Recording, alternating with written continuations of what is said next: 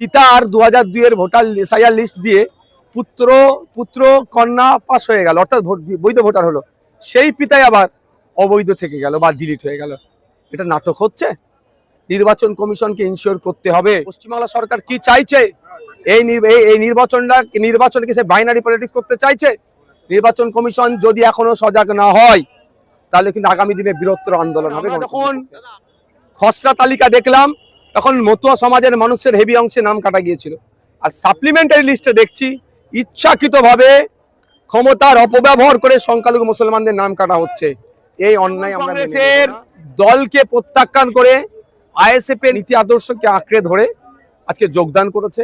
এরা কথা দিয়েছে বিগত পঞ্চায়েত বিভিন্ন নির্বাচনে এদেরকে শুধু খারাপ কাজে ব্যবহার। কংগ্রেসের জন্ম হচ্ছে বিজেপির গর্বে। আমার কথা নয় এটা, আমার কথা এটা নয়। এ কথাটা কদিন আগে সিলমোহর দিয়েছে বিজেপি রাজ্য সম্পাদক শ্রমিক ভট্টাচার্য মহাশয়।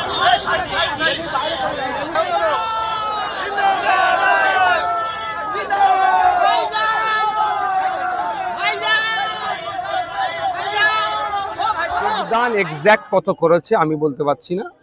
তৃণমূল কংগ্রেসের দলকে প্রত্যাখ্যান করে আইএসএফ এর নীতি আদর্শকে আঁকড়ে ধরে আজকে যোগদান করেছে। এরা কথা দিয়েছে বিগত পঞ্চায়েত বিভিন্ন নির্বাচনে এদেরকে শুধু খারাপ কাজে ব্যবহার করা হয়, ডেভেলপমেন্টের নামে এদেরকে শুধু বলি দেওয়া হয়। তাই আমরা আইএসএফ এর আদর্শকে পছন্দ করেছি, আইএসএফ এর পরিবারের স্বাগত হয়েছে।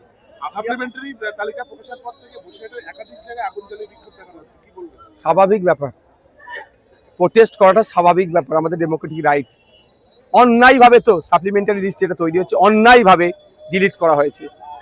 পিতা আর 2002 এর ভোটার এসআইআর লিস্ট দিয়ে পুত্র কন্যা পাস হয়ে গেল, অর্থাৎ বৈধ ভোটার হলো, সেই পিতাই আবার অবৈধ থেকে গেল বা ডিলিট হয়ে গেল। এটা নাটক হচ্ছে। নির্বাচন কমিশনকে ইনশিওর করতে হবে। আমরা সুপ্রিম কোর্টে মামলা করেছি, কিন্তু পশ্চিমবাংলা সরকার এখনো পর্যন্ত সুপ্রিম কোর্টে মামলা করেনি। পশ্চিমবাংলা সরকার কি চাইছে? এই নির্বাচনকে সে বাইনারি পলিটিক্স করতে চাইছে। নির্বাচন কমিশন যদি এখনো সজাগ না হয় তাহলে কিন্তু আগামী দিনে বৃহত্তর আন্দোলন হবে গণতান্ত্রিক পক্ষে। দাদা, আপনি আপনার বক্তব্যে বললেন যে তৃণমূল দলটি তৈরি করেছে বিজেপি, বিজেপির গর্বে মমতা বন্দ্যোপাধ্যায়ের জন্ম। কি বোঝাতে চাইলেন বলুন তো? তৃণমূল কংগ্রেসের জন্ম হচ্ছে বিজেপির গর্বে। আমার কথা নয় এটা, আমার কথা এটা নয়। এ কথাটা কদিন আগে সিলমোহর দিয়েছে বিজেপি রাজ্য সম্পাদক শ্রমিক ভট্টাচার্য মহাশয়, যে লেবার রুমে যদি ওনাদের বর্ষিয়ান নেতারা না থাকতো তাহলে তৃণমূল নামক দলটা হতোই না।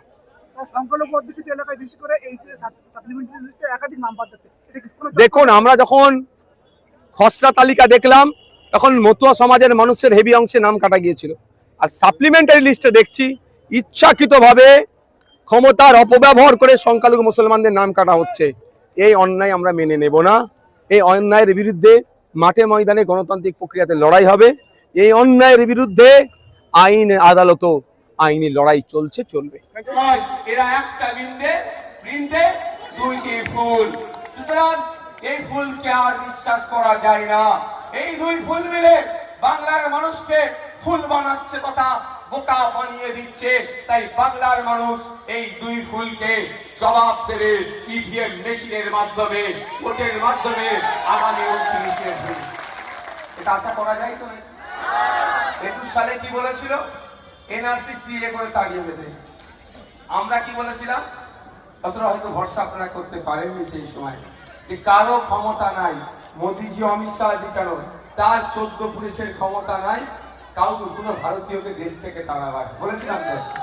আপনারা বলুন, লাস্ট 5 বছরে কজন ভারতীয়কে তাড়িয়েছে? আমার জানা আমির শেখ মাল্লাকে পেল অর্ডার দিয়েও পারে ফেলে দিয়েছিল। শাসক অনেক গল্প শোনায়, কোনো ব্যবস্থা গ্রহণ করেনি। আমি যেদিন ওই আমির শেখের বাড়িতে পৌঁছেছিলাম তার পরের দিনে দেখছি আমির শেখের পরিবারকে নিয়ে কলকাতা হাইকোর্টে মামলা করতে আসছে শাসক। বুঝতে পেরেছেন? চাপটা তৈরি হয়েছিল বলে তো। আজকে যদি একটা বিধায়ক না থাকতো, বুলডোজার চালাতো বিজেপি তৃণমূল মিলে। এরকম আপনি জানিয়ে রাখছেন, জেনে রাখুন।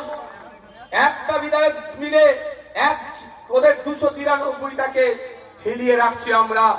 জানিয়ে দিতে চাই, আমি যেদিনকে গিয়েছিলাম তার এক সপ্তাহের মধ্যে আমির শেখ কিন্তু বাড়িতে ফিরে এসেছিল। এটা ভাঙড়ের বিধায়কের ক্রেডিট, ভাঙড়ের মানুষের ক্রেডিট। এই যত রকম অনাচার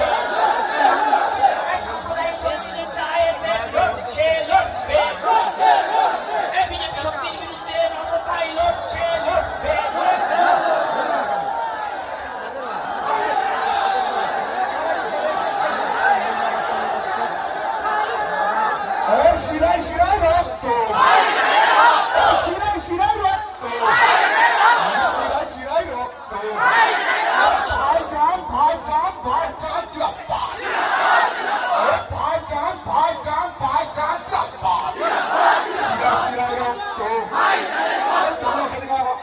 মানুষের মানুষের ভাইজান জিন্দাবাদ, ভাইজান ভাইজান জিন্দাবাদ।